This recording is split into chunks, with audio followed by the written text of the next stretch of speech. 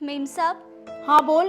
वो मेम साहब मैं से बोल रही थी कि 2 दिन बाद होली है ना, तो आप मुझे 3-4 दिन की छुट्टी दे दोगे? क्या कहा तूने? छुट्टी? वो भी 2-4 दिन की? एक बात बता, अगर तू 2-4 दिनों की छुट्टी लेके अपने गांव जाएगी अपनी माँ से मिलने, तो यहाँ घर का काम कौन करेगा? मैं। और वैसे भी इस बार की होली पे ना मेरी सारी फ्रेंड्स आ रही है मेरे घर, तो उनके लिए खाना कौन बनाएगा? मैं तो पार्टी में बिजी रहूंगी, तो तू ही बनाएगी ना, तो तुझे ना कोई छुट्टी नहीं मिलेगी, याद रखना।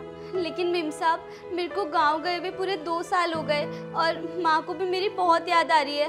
और सच बताऊँ ना, मेरा भी बहुत मन कर रहा है अपने घर वालों से मिलने का।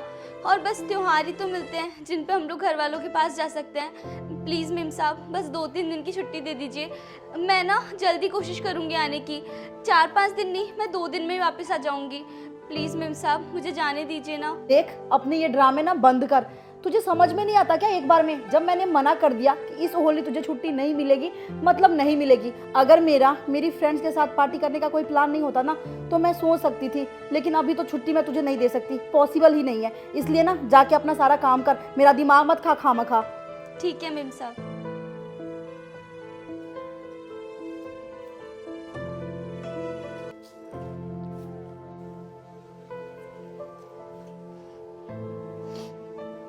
हेलो। हाँ बेटा, तू इस बार आ रही है ना होली पर?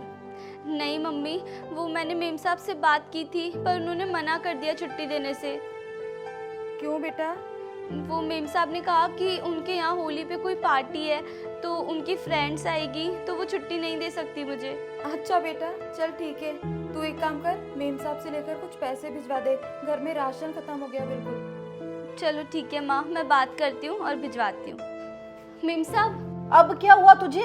अरे मैंने तुझे एक बार बोल दिया ना, नहीं मिलेगी छुट्टी, तो समझ में नहीं आता? नहीं मेम साहब, मुझे छुट्टी नहीं चाहिए।